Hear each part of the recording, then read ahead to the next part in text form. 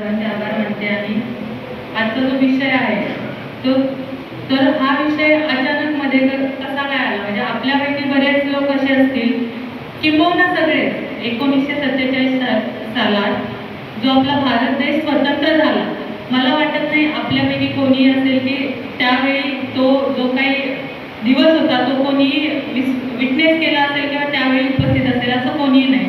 मग हा दिवस आज आपण उद्याच्या दिवशी 78व्या आपल्या स्वातंत्र्य दिनात पदार्पण करतोय.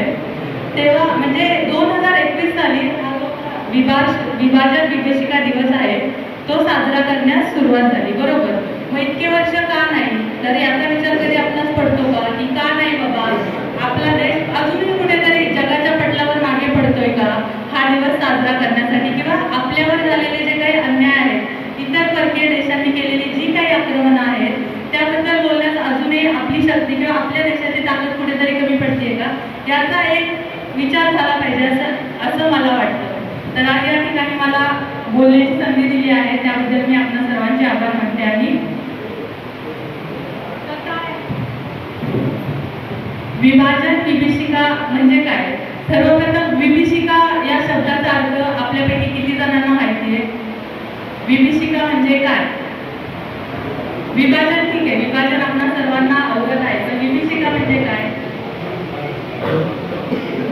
विभीषिका या शब्दाचा खूप व्यापक अर्थ आहे. असं म्हणू शकतो की एक विध्वंसक घटना 1947 मध्ये किंवा त्या अगोदर एका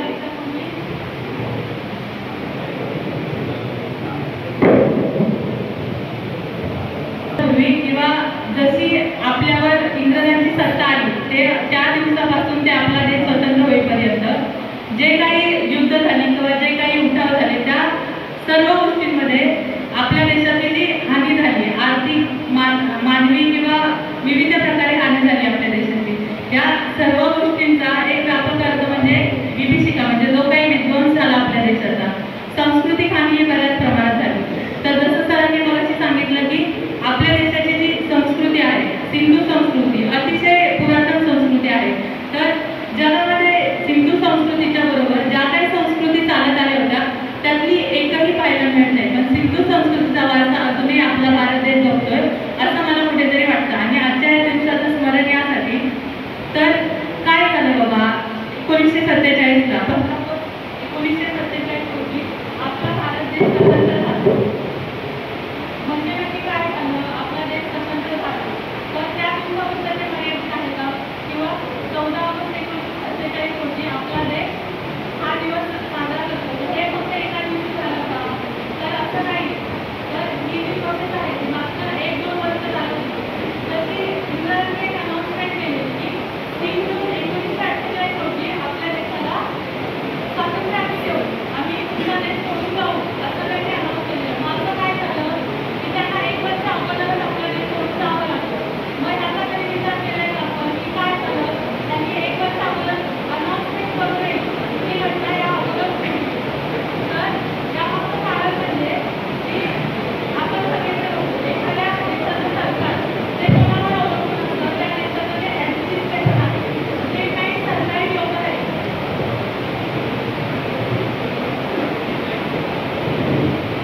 जे काही त्या देशाचं किंवा त्या देशाचं जे ॲडमिनिस्ट्रेशन आहे त्याच्यावरती त्या देशाची जी काही फळी असते किंवा ती घडी व्यवस्थित बसलेली असते. ज्या दिवशी त्या देशाचं जे काही प्रशासन आहे किंवा ॲडमिनिस्ट्रेशन आहे ते बंड करतं, त्याच दिवशी त्या देशाच्या राजाला किंवा त्या देशाच्या प्रधानमंत्र्याला हे कळून चुकतं की आता आपण या देशावरती राज्य करू शकत नाही. तर हे इतके आधी का नाही झालं, तर तुम्ही मला सांगा, इंग्रज भारतात राज्य करायला आले, तर राज्य करायला आले ते समुद्री मार्गाने आले, बरोबर. त्यावेळी विमान सेवा होती, पण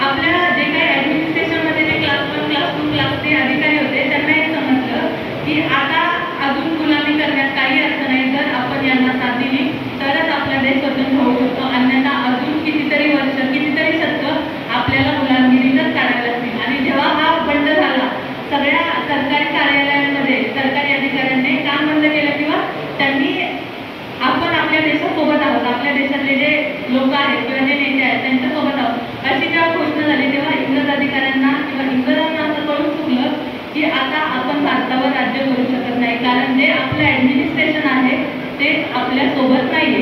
तर यामुळे जी घटना 1948 मध्ये घडणार होती ती 1 वर्ष अगोदर घडली. म्हणजे किती 15 ऑगस्ट 1947 आपला देश स्वतंत्र झाला आणि आपण तेव्हापासून आपला स्वातंत्र्य दिन साजरा करायला लागलो. पण तत्पूर्वी काय झालं तर आपला जो भारत देश आहे त्याची फाळणी का झाली, कशी झाली त्याचा एक विचार करताना तत्कालीन 1940च्या दशकात जे इंग्लंडचे जे पंतप्रधान होते त्यांचं नाव मिस्टर चर्चिल. आपल्यापैकी बऱ्याच जणांना हे नाव माहीत नसेल, पण त्यांची ही भूमिका होती की काय म्हणजे हा देश म्हणजे हा गुलामांचा देश आहे, या देशाला स्वतःचं काही नाहीये, त्यांच्याकडून आपण गुलामगिरीच करून घेतली पाहिजे ह्या विचाराचे ते होते. 1943ला बंगालमध्ये दुष्काळ पडला. तो दुष्काळ इतका भयंकर होता जसं फाळणीच्या टायमिंगला लोक मारले गेले ना, त्या दुष्काळात भूकमारीने उपासमारीने लोक मारले गेले. म्हणजे कितीतरी लाखो लोक अन्न करून मृत्युमुखी पडले. तर एवढं त्यावेळी आपलं जे राज्य होतं किंवा आपल्या राज्य करणारे ब्रिटिश अधिकारी होते किंवा ब्रिटिशांना अशी विनवणी केली की आमच्या देशात अन्नाचा तुटवडा आहे, आमच्यासाठी अन्न पाठवा. तर त्यावेळी ते बोलले होते की हे किडामुंगीसारखे जगणारे लोक यांना वाचवण्यासाठी आपण का मदत करायची, हे त्यांचं वाक्य होतं. म्हणजे त्यांनी ज्यानंतर आपल्याला स्वातंत्र्य द्यायचं ठरलं की दुसऱ्या महायुद्धामध्ये भारत देश ब्रिटनच्या बाजूने सामील होत आहे अशी एक घोषणा झाली. भारतीय संसदेला कोणालाही कल्पना नव्हती, तत्कालीन जे नेते मंडळी होते त्यांनाही काही आयडिया नव्हती की भारत देश दुसऱ्या महायुद्धात उतरतोय, त्याची काही कल्पना नव्हती. त्यांनी आपल्या वतीने त्यांनी अनाउन्समेंट करून दिली की ठीक आहे. नंतर विचार झाला की ठीक आहे यानंतर आम्ही तुम्हाला स्वातंत्र्य देतो. एक आपण म्हणतो की चुकून किंवा एक भूल दिल्यासारखं की दिशाभूल केल्यासारखं की नाही आम्ही देऊ. मग परत आपले जे नेते मंडळी आहेत ते शांत झाले, बरोबर. तर 1943ला ही घटना झाली आणि याच्या अगोदर म्हणाल तर 1905 साली हा सेम एक प्लॅन झालेला. त्यावेळेस लॉर्ड कर्झन होते, भारतात जे व्हाईसरॉय म्हणून होते ते लॉर्ड कर्झन होते. त्यांनी अचानक बंगालची फाळणी घोषित केली. आता तुम्हाला एक प्रश्न पडत असेल की पश्चिम बंगाल हा प्रदेश भारताच्या पूर्व दिशेला आहे, तरी त्याला पश्चिम बंगाल का म्हणतात. तर ज्यावेळी बंगालची फाळणी अनाऊन्स केली तेव्हा बंगालचे 2 भाग करण्यात आले, एक पश्चिम बंगाल आणि पूर्व बंगाल. जो तत्कालीन बांगलादेश आहे तो पूर्व बंगाल आणि जो सध्या भारतात आहे तो पश्चिम बंगाल, असे 2 भाग करण्यात आले भारताचे, बरोबर. तर त्यावेळी तिथे अनेक उठाव झाले. सर्व लोकांनी अमार सोनार बांगला असं म्हणण्यात आलं की त्या लोकांनी एवढी एकजूट दाखवली की 1911 साली लॉर्ड पंचम जॉर्ज भारताच्या दौऱ्यावर आले आणि त्यांनी ती फाळणी रद्द केली. म्हणजे त्यावेळेची एकजूट किती होती लोकांची. आणि ही जी सांप्रदायिकता आहे ही आपल्या देशामध्ये आली कुठून. या अगोदर एक भारत अखंड भारत नव्हता का, तर होता. सगळे लोक एकत्र राहत होते ना, तर सगळे राहत होते. तेव्हा कोणाला काही प्रॉब्लेम नव्हता, सगळे एकजुटीने लढत होते, परकीय आक्रमणांविरुद्ध उत्तर देत होते. मग असं झालं का, या गोष्टींच्या मागे कारण काय. तर या लोकांनी भारतामध्ये एक धोरण लाभवलं, फोडा आणि राज्य करा. तर फोडा आणि राज्य करा. प्रत्येक देशामध्ये असे लोक असतात की ज्यांना अपेक्षा असते की मी राजा झालो तर ठीक आहे, पूर्ण देशात नाही, थोडाफार प्रदेश जरी मला मिळाला आणि त्याच्यावर मला राज्य करता आलं तर माझा किती फायदा होईल. आणि हे सामान्य जनतेला समजत नाही. जनतेला जो काही आपला लीडर गाईड करतो, मिसगाईड करतो, त्यावेळी लोक सुशिक्षित नव्हते. लोक जो समोरचं सांगेल त्या पद्धतीने वागायचे. अशा पद्धतीने सगळ्या गोष्टी झाल्या.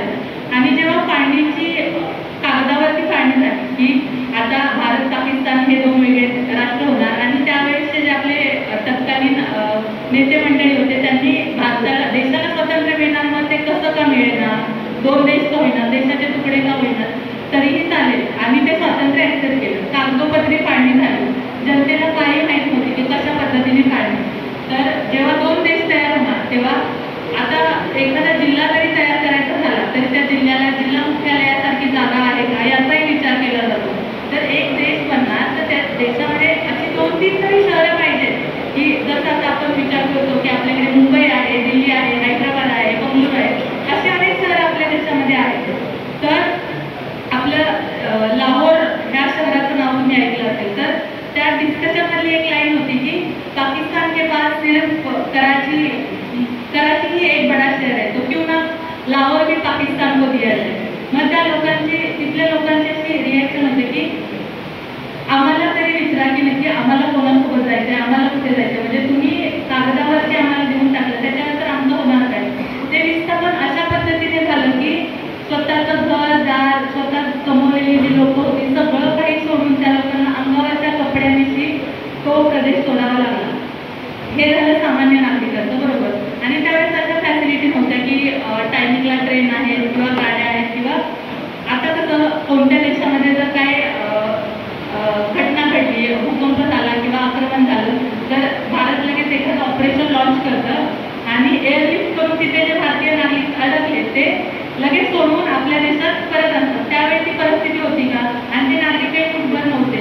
लाखो लोकांचं विस्थापन त्यावेळी झालं. तर हे सगळं होत असताना इतकी जीवितहानी झाली की म्हणजे शेजाऱ्याचा दुश्मन झाला. कालपर्यंत जे लोक एकत्र जेवत होते, एकत्र सगळ्या गोष्टी ठरवत होते, तेच लोक एकमेकांचे दुश्मन झाले. आणि काय म्हणतो प्रेतांचे रस्त्याने खत पडले. म्हणजे तुम्ही विचार नाही करू शकत की लोक ती प्रेत तुडवत स्वतःचा जीव वाचवत सैरभैर पळत आले. त्या ठिकाणी 2-3 दिवस जेवण न करता किंवा अन्न न मिळता त्या लोकांनी सर्वाईव्ह केलं. का? तर आम्हाला भारत देशासोबत जायचंय, भारतीय संस्कृतीत सामील करायचे.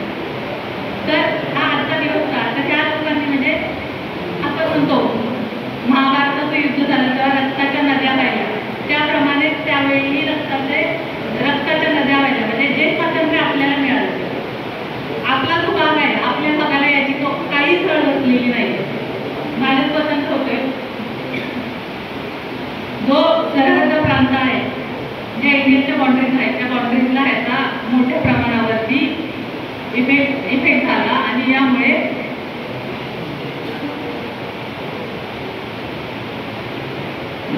या सर्वाचा परिणाम म्हणून ही आपल्या देशाची फाळणी झाली. तर या आजच्या दिवशी हा एका दिवसापुरता मर्यादित न ठेवता तो जो संपूर्ण काळ होता त्या संपूर्ण काळामध्ये खूप लोकांनी खूप काही सहन केलं. तर आपल्या देशाची जी येणारी तुम्ही आम्ही म्हणाल तर आपण या देशाचं भविष्य आहोत. आणि देशाच्या भविष्याला जर देशाच्या भूतकाळाची जाणीव नसेल तर तो देश प्रगती करू शकत नाही असं